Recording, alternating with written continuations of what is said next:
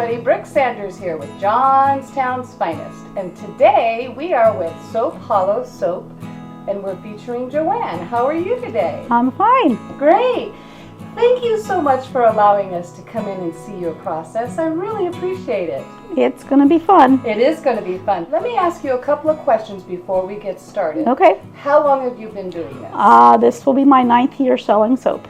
Selling soap. Yes. And how did this wonderful adventure start with you? I tried some and I liked it, and my teenage daughters were using it too fast, so I decided to try it myself. It had been something I wanted to do, so that gave me an excuse to try it. And you tried it, and everybody liked it. And I kept making more and more and more, and finally decided I'm going to try to sell it. And it just happened. You can't have soap without lye. Because when the lye and the fat combine, they go through a chemical process called saponification that changes both of them into soap. It's caustic, it's very dangerous. I waited till the kids were older. That's why I didn't try it to begin with, because they were young and running around. Yes.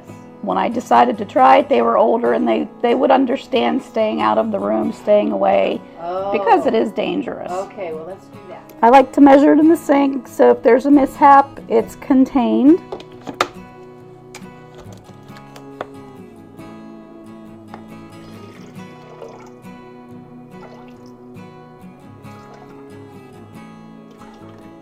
And with soap, you always use weight measurements. They're more precise than like volume. Mm-hmm. Here we go with the stuff, the lye.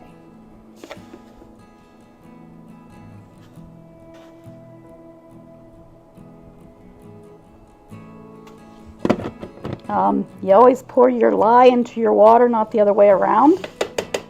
We put it in a water bath to help it cool down quicker, just so I can keep moving. I'll get the oils ready while the lye is cooling, and then it should be close enough in temperature that we can mix them. Okay, great. This is olive oil, and the oil that was in to begin with was some lard. Lard is really good for your skin. I know some people don't like animal fats, but it's really good for your skin, and it's hard. Coconut oil is hard. You always want a mix of hard and soft oils to get a good bar. Olive oil is on the softer side.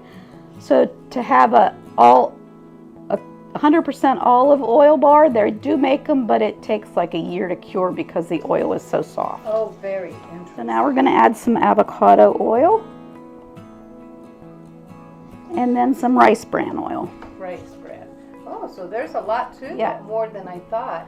Well, and all the different oils have different properties. You think of oils, you don't think of a cleaning factor or cleansing factor. They do when it comes to making soap. Like coconut oil is very cleansing. So I like to use a large portion of my bars with coconut oil. It can also be moisturizing. If you just use it straight on your skin, though, it can tend to dry you depending on your skin type, but it's very moisturizing too. Rice bran has a lot of good properties for your skin too. Now we're going to weigh out the fragrance oil. Okay. All the fragrance oils I use are, let's see if I can say this right, phthalate free, which is something people are avoiding because it's in a lot of shampoo products, soap products, and it's not really good for your skin. Oh, good. And they make sure they all don't have that. Good. So these are your own formulas, yes? Yes. Yes, okay. That's why we're not talking about volumes, folks, because these are her secrets. So don't ask. Now we're going to get the color ready for the white layer of the watermelon.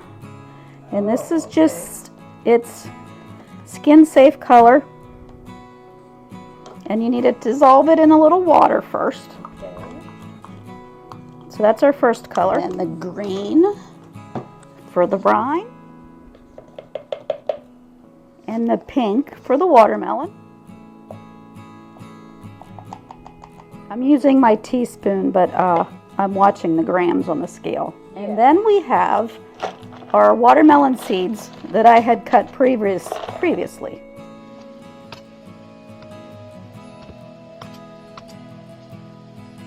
the magic. We're going to check the lye. It feels like it's room temperature. Some people check the temperature of their oil and lye before they mix them. Honestly, as long as they're close, I don't think you need to do that. Okay. And I've been doing it long enough, I've never had a problem. Okay.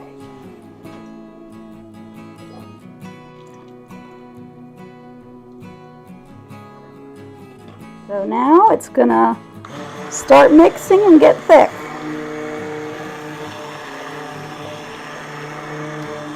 And since we're going to layer it, I won't let it get as thick as I would if it was one color and just dumping it in the mold. Add our fragrance. Depending on your oils, this can go super quick or super slow. I have a more slow recipe.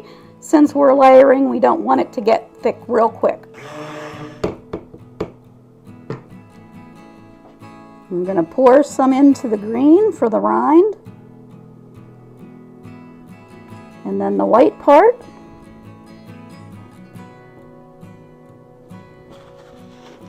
And then we're going to put the pink.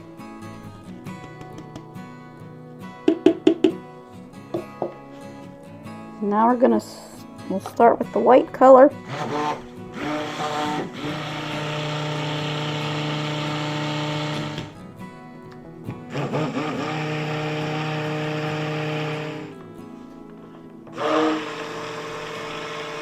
We line the molds with its freezer paper so it doesn't stick to the wood. Here goes. Mix in our watermelon seeds. Watermelon seeds. Gotta have watermelon seeds. And then this gets unmolded tomorrow. Yes. Has Okay. to sit for 24 hours. 24 hours. Okay.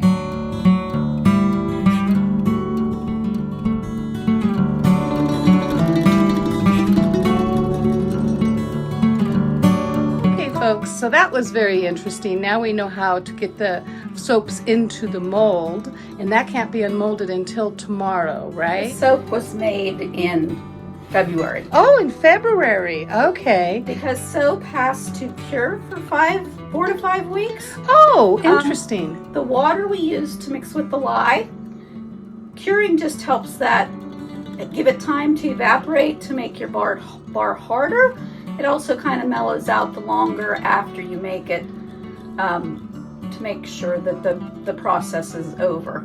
I see.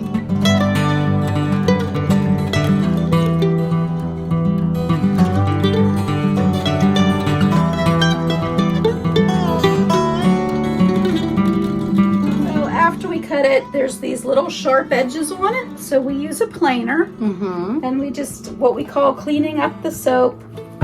We just clean the edges so there's no rough edges for wrapping. I see. Fantastic. Help with doing this? Or is Nope. this all you? One person I do show? everything. All by your little lonesome. Make How it, label fantastic. it, wrap it, sell it. Yes, you're really amazing. I love it. Okay, and this is how we do wrapping, folks. Yes, and then we have our labels. Uh-huh. We've all seen those. Pick the nicest side to show. Uh-huh.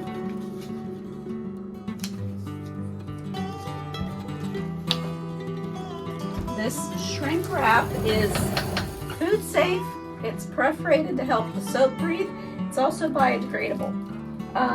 The company says in 18 months it can be degraded down.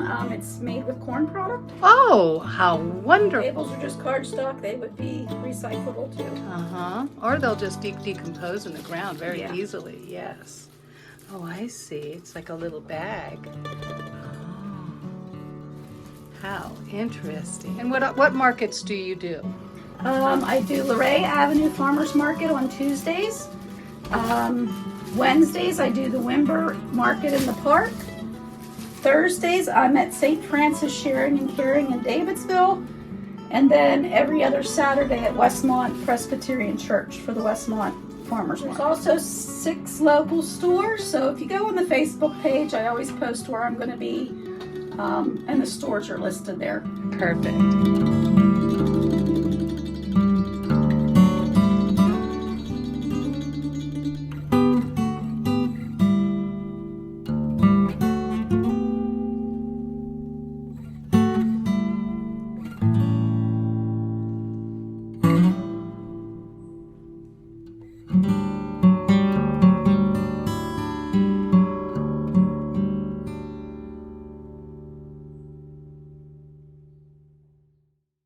This has been a lot of fun. I really appreciate you showing us how you do your magic. It really was very interesting. Well, folks, I wanted to let you know also that you're going to have a sale coming up for Easter or Mother's Day. Mother's Day, I'll be at Johnstown Christian School, their arts festival.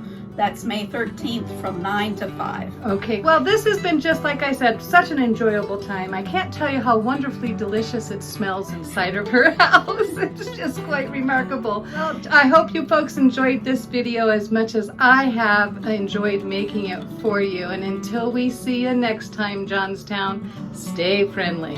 Bye-bye. Bye.